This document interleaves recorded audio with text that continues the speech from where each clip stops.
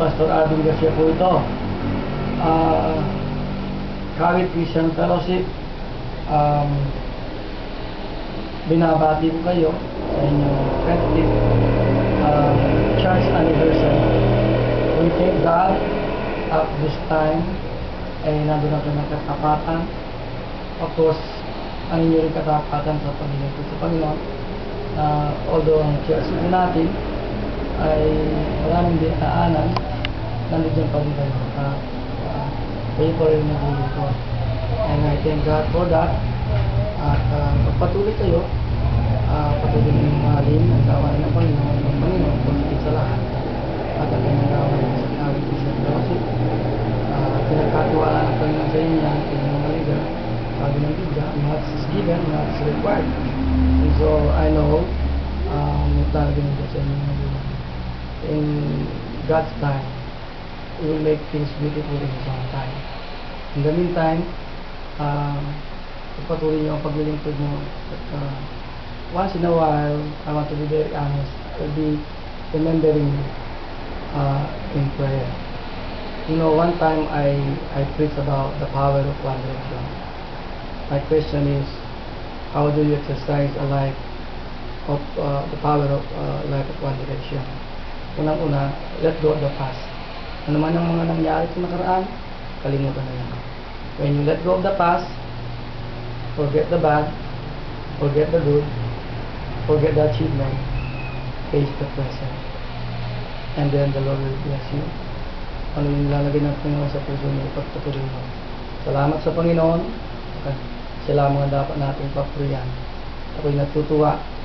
In good time or in bad time, ay nandiyan pa rin kayo.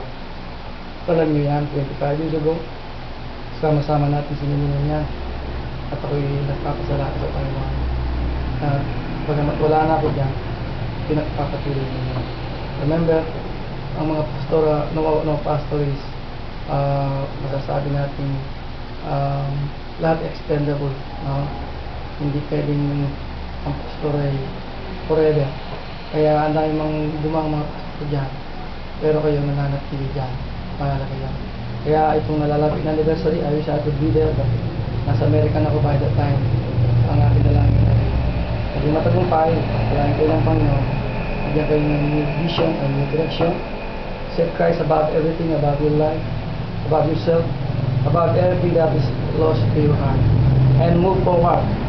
Move forward with godly dissatisfactions. That means we are content and satisfied sa ating Panginoong Jesucristo, but we are not satisfied with our Christian life. Like Apostle Paul, sabi niya, looking forward, tumatakbo pa rin siya upang makamtan pa rin niya yung things niya. But in other words, kailangan magpatuloy tayo, hindi tayo maging satisfied sa isa lang natin hanggat hindi natin maging lifestyle ang ating Jesucristo. Remember, growing old is inevitable, but growing up is optional. It's up to you if you want to grow. And I believe every one of you want to grow. Dahil nga nandito kayo bilang mga leaders, tandaan ang pagpapalain kayo ng Panginoon. Hindi lamang move forward with godly dissatisfaction, but with godly devotion, with godly determination, and with godly discipline. And when you do that, alam kong may mangyayari malaki sa gawain natin dyan sa Kawit Christian Fellowship. Salamat. It's my prayer that God will give you joy and happiness. Ano man ang mga pagsubok niyo, patuloy kayong ingatan ng Panginoon, pagpapalain kayo. Remember this, God is more glorified in your life when you are more satisfied in Him. Maraming salamat po. Ito po ang lingkod, Pastor Arvin Garcia, matanda na, obispo na po. Salamat po at nagkaroon ko ng konting bahagi. Binigyan ko makapagsalita. God bless you all. Thank you. Amen.